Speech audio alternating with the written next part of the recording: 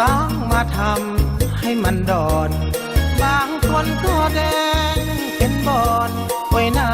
สะอ่อนเมื่อยามได้เห็นเบิ่งเป็นคนลาว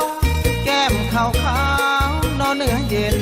เส้นผมสีดำบอกค่อยเห็น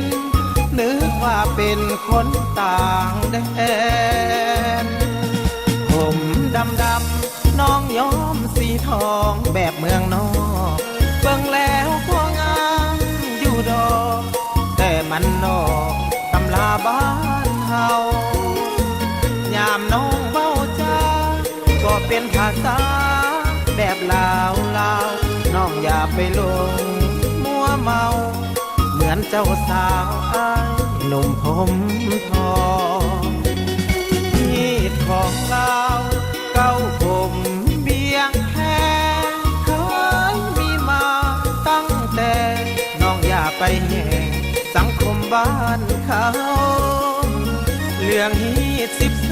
12ของ14ประเพณีลาวแม้แต่ขอ